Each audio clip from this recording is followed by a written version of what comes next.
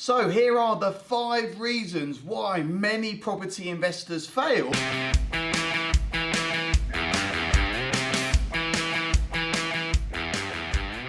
So here are the 5 reasons why many property investors fail. Reason number 1, you're not doing enough viewings.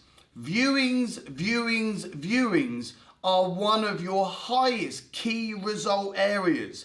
Yes, you want to be obsessed with Rightmove. Yes, you want to build relationships with agents. Yes, you want to go and analyze your deals, but get your ass up and get yourself out on lots of viewings. Become obsessed with viewing houses and putting in the offers. You will start to walk and talk like a property professional. When you go on viewings, this is where you build the relationship with the agent.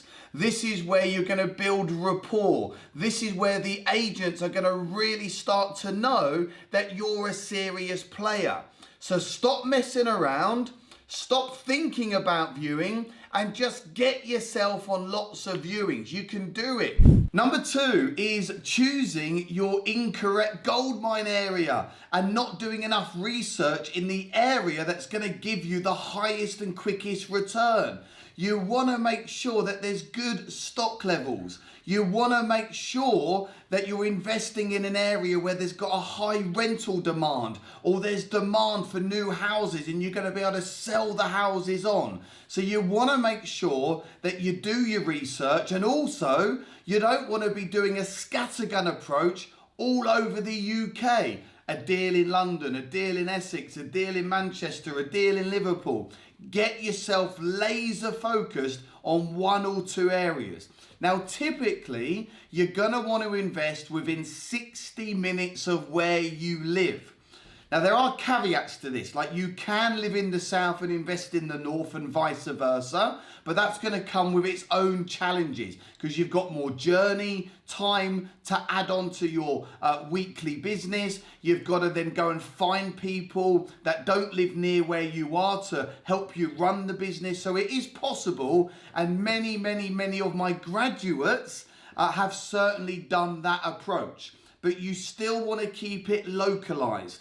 So get yourself a map, draw a circle an hour from where you live, and start doing some research into 2 or 3 areas and see what's going on. Big mistake number 3 is buying property the old traditional way. And maybe you've done this yourself. Maybe you've thought about doing this. Maybe this is one of the reasons why you're not in property, because you think you have to work even harder, do even more hours, save up deposit pots, and then you save up a deposit pot, you buy 1 house. Save up a deposit pot, buy a 2nd house. Work even harder to save up another deposit pot and then buy a 3rd house.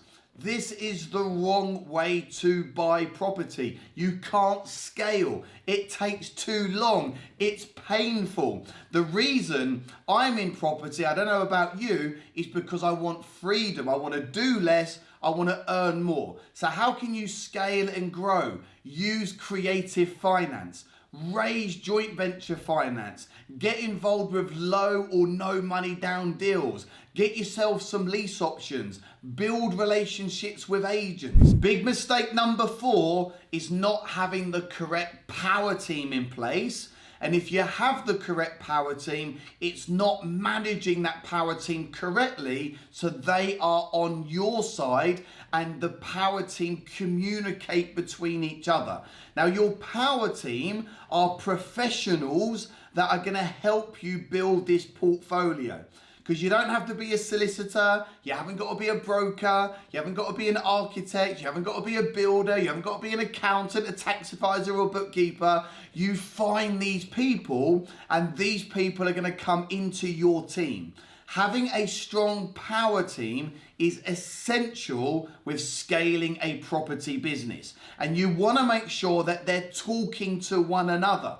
You don't want to be having to micromanage every single member in the team. Yes, you want to build the relationship And this is what I spend a lot of my time doing, you know, sending them flowers, a bottle of champagne once we've completed on the deal, inviting them out to our yearly Christmas ball, our parties, treating them to lunches and dinners. Building that relationship with your power team is really important. But hey, this is what I do.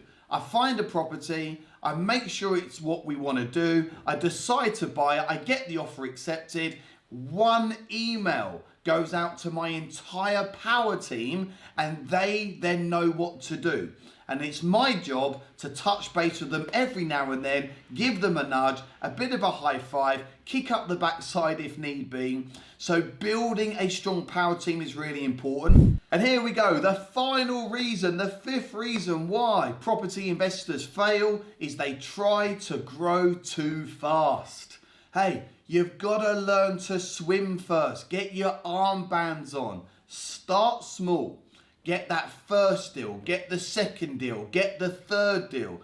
Build a team. Learn from some of your mistakes. Build yourself in confidence. Raise some money. Work with investors. Maybe find a business partner. Bring someone in to help you. And then once you've gone through the initial stages and you've got that confidence, you've done a couple of property deals, then you can scale. You know, in the first year, I ended up doing 11 HMOs and a land development deal. Yes, we scaled at a good rate.